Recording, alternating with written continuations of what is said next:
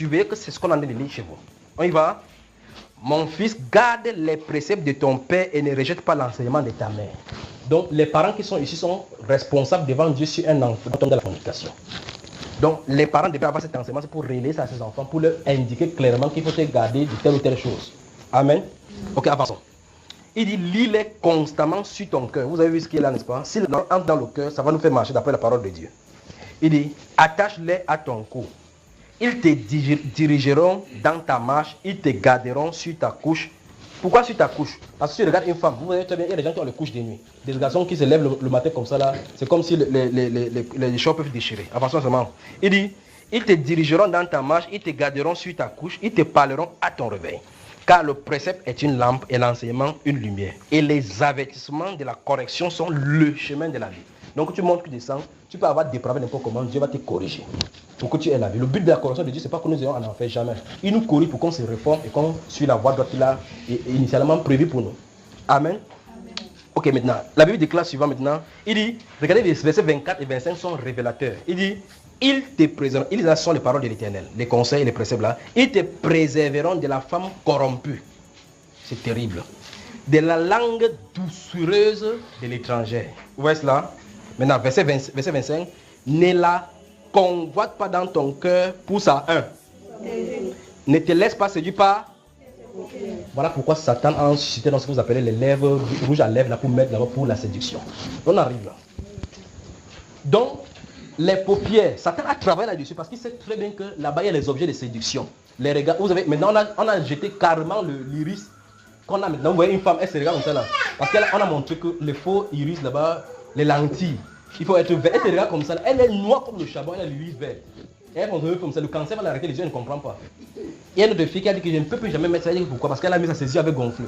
Donc, même si elle ne meurt pas, parce que ses yeux ont gonflé, si elle meurt, elle en fait. Parce que d'abord, en elle, il y a le désir de mettre, c'est parce que les conditions extérieures n'ont pas voulu, les conséquences. Donc, elle n'accepte pas, elle n'empêche pas de mettre parce que Dieu veut, mais parce qu'elle a mis sa part, ses yeux ont gonflé. Il dit qu'il faut que ça pèse le lait de quelqu'un pour qu'il comprenne. Il dit que ne la converti pas pour ses paupières. Quoi? Ne te laisse pas séduire par les paupières. Dis à ton voisin, dis à ta voisine, nos paupières séduisent. Nos paupières séduisent. C'est la parole de Dieu. Il dit, ne te laisse pas séduire par ses paupières. Alors voilà pourquoi vous allez voir, les gens vont faire comme ça. On va coiffer les fesses. D'autres font le tatouage qui est ici. Donc la zone-ci, ce sont les zones de séduction. Alors voilà pourquoi on met quoi? Les phares. Les phares, si vous prenez la définition du phare, les phares sont censés éclairer. Donc quand vous mettez les phares là où il y a l'obscurité, ça brille. Comme il y a les séductions, on met les phares pour que ça séduise davantage. Voilà le but des phares. C'est-à-dire que pour attirer davantage de regard là-dessus, pour attirer encore, pour mettre en lumière la séduction qui s'y trouve. Donc les phares ont un but de séduction et le phare et les phares ou bien vos instruments de crayon brillants à lèvres, n'importe quoi, noir à cirage, n'importe quoi, mascara et autres là, sont les instruments de la prostitution. Dis à ton voisin, va dans tes toilettes, change tes crayons, jette-les et brûle. Vous devez savoir que quand vous entrez devant votre miroir, Baphomet est situé là-bas parce qu'il y a un Baphomet sur le talon comme ça, il t'attend. L'autre est sur les rouges à lèvres, il t'attend. Tu sors comme ça, il y a des démons sur tes yeux, démons sur ta bouche, sur tes pieds, sur les fesses. Qu'est-ce qui ne va vraiment pas avec l'humanité? Souvenez-nous, nous sommes saints. La Bible déclare que nous sommes le temple de Dieu. Et le temple de Dieu est saint. Et c'est ce que vous êtes. C'est ce qu'il dit, n'est-ce pas? Ok. Et on n'a pas le choix. Vous n'avez pas le choix. Si vous voulez suivre Dieu, vous n'avez pas le choix. Parce que la Bible déclare, glorifiez donc Dieu dans votre corps et dans votre esprit qui appartiennent à Dieu. C'est pour même dire que vous n'avez pas d'excuse devant Dieu. Tu ne dois pas dire, c'est un peu ton corps. Depuis que Christ a racheté la base, il a le droit légitime, la propriété légitime de ton corps. Donc c'est vraiment dire que c'est ce qu'il dit qui est de vigueur. Si tu rejettes, il va te finir. Alléluia. Allons-y dans le livre des 2 Rois, chapitre 9. 2 Rois, chapitre 9.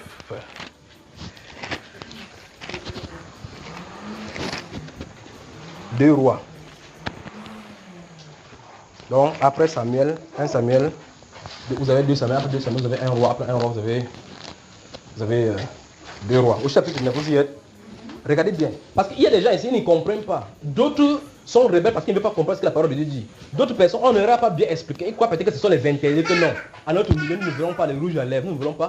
Je vais vous prêcher que Dieu interdit directement de telles choses. Et si vous péchez contre Dieu, vous tombez sous son gouvernement. Et je vais vous dire quelque chose, il n'y a pas de grâce pour le gouvernement de Dieu. Aucune loi ne peut sauver quelqu'un sous la main gouvernementale de Dieu. Même la grâce. Parce que la grâce, c'est le petit frère de la loi. L'homme étant tombé sous le gouvernement, Dieu a donné les lois. La loi n'a pas pu respecter, il a envoyé la grâce pour pouvoir les faire revenir. Donc le gouvernement de Dieu ne peut pas changer, même la grâce ne peut pas changer le gouvernement de Dieu. Voilà pourquoi après qu'on ait fait toutes les choses, Dieu dit que la grâce est venue pour que le royaume de Dieu vienne, le royaume, le gouvernement. Donc, faisons attention. Alléluia. Donc, 2 Rois chapitre 9, dans le verset 30. Regardez ce qui est écrit dans le verset 30. Vous y êtes? Vous y êtes? Mon Dieu. Regardez. 2 Rois chapitre 9, verset 30. Ça dit, Jéhu entra dans Israël. Jézabel. En fait, le mot Jézabel veut dire déjà fumier. La définition c'est fumier, sans cohabitation. C'est-à-dire que c'est Jézabel. Et verset 9 là, il dit ici dans 2 Rois, qu'est-ce que celui-ci le pentecôtiste veut derrière moi? 2 Rois chapitre 9, le verset 30 dit, Jéhu entra dans Israël. Jézabel ayant appris, fit quoi mes chers sœurs? Deuxième chose, et pour la soeur qui m'a posé la question sur Paris, on arrive, vous regardez bien ce qui est écrit là-bas.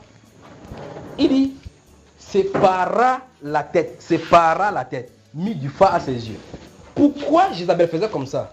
Souvenez-vous, Akab est mort dans le champ de Néboth, comme Élie l'avait prophétisé.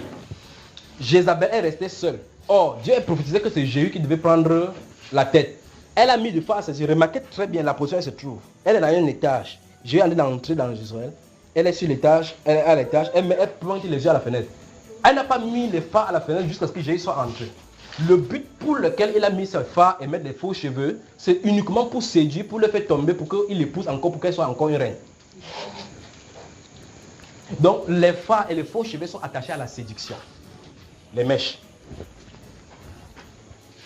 Il n'a pas pu séduire Jéhu. Jéhu a dit qui est pour l'éternel, qui est pour moi. Balancer cette chienne-là. On a balancé poids de là-bas.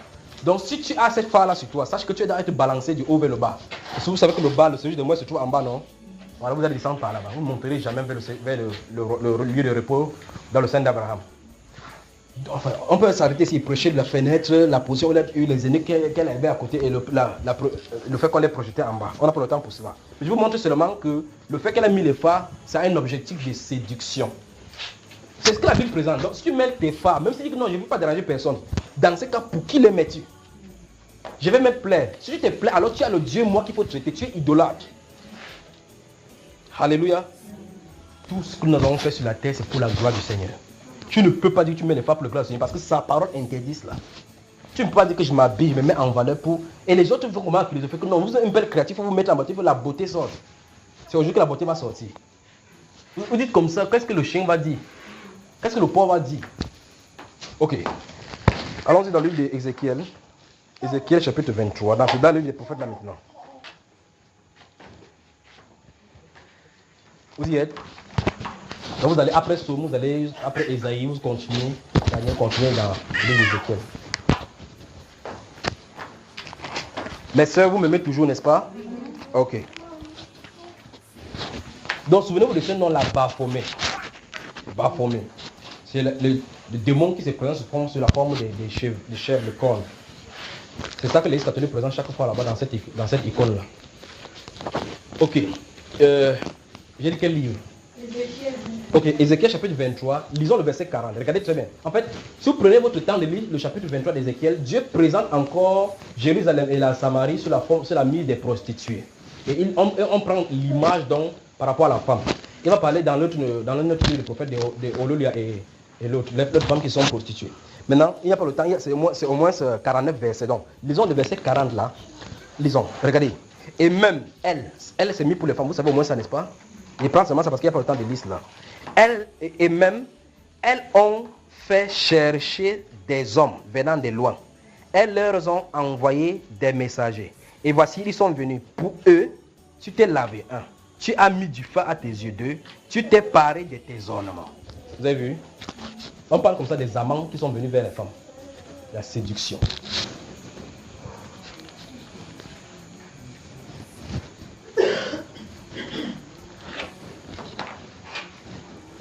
La séduction. Donc les femmes sont intimement, en fait, c'est initié par Satan dans le but de séduire. Et Satan va toujours faire le coupe de vêtements pour montrer les parties des femmes qui sont censées attirer l'humanité dans le péché. Amen. Ah bon, il va mettre le nombril de, il mettre les seins sur ça. Maintenant, d'autres sont allés mettre les tatouages même sur les seins. D'autres, regardez, il y a les femmes même qui ont les boucles d'oreilles sur la langue. Tu te poses la question, qu'est-ce qui ne va pas avec l'humanité? L'autre dit que non, comme sa langue est comme ça, c'est pas bien. Elle fende la langue, elle fende littéralement la langue. Vous avez vu les femmes qui ont fendu la langue? Que Dieu nous aide. L'autre met même le boucle d'oreille sur le nombril. Et curieusement, le piercing est interdit dans la Bible. Prenez le temps de lire Lévitique. Que dit donc de cet état de nudité que vous mettez nu devant les enfants? La Bible dit clairement dans Lévitique que l'enfant ne doit pas avoir la nudité de son père. Oh mon Dieu, j'avais oublié l'autre aussi. Merci Saint-Esprit de me rappeler ceci. Écoutez, la nudité présentée est liée automatiquement à une malédiction. La nudité produit la malédiction. Je vais vous expliquer. Quand Adam et Ève ont péché, ils étaient nus. L'une des conséquences, c'est que la terre a été maudite à cause de la nudité dont ils ont fait là-bas, qu'ils ont découvert. Quand Noé est entré dans le bateau, quand il est sorti du bateau, après il a bu, il a saoulé, la malédiction est entrée sur la descendance de Cam, tout simplement parce qu'il a vu la nudité de son frère. Imaginez donc ceci, réfléchissez là-dessus. La malédiction est entrée sur la descendance de Cham, jusqu'à ce que les Africains, les autres là-bas, les Canaanites, sont sortis de là. La malédiction est entrée parce que Cham a vu la nudité de son père. Parce que quand il était sous, il avait le vin rend le cœur de l'homme joyeux. Sa tunique s'est soulevée, il a vu. La Bible déclare que Japheth et Sem ont vu son père, ils ont pris le truc, ils ont rentré par derrière, ils ont couvert. Étant revenu de son vin, il a appris ce qu'il a dit, il s'est tourné vers Cham. L'esprit prophétique est venu, il a prophétisé sur lui que tu seras en malédiction, il a maudit la descendance. La malédiction à cause de la nudité. Il y a des mamans qui se lavent au milieu des salons, ils passent au milieu des salons, tout les fait au milieu des enfants. Ils maudissent les enfants, ça t'en rend compte. Que Dieu nous vienne en aide. Lisez Lévitique chapitre 18, vous allez voir ce qui est écrit là-bas clairement.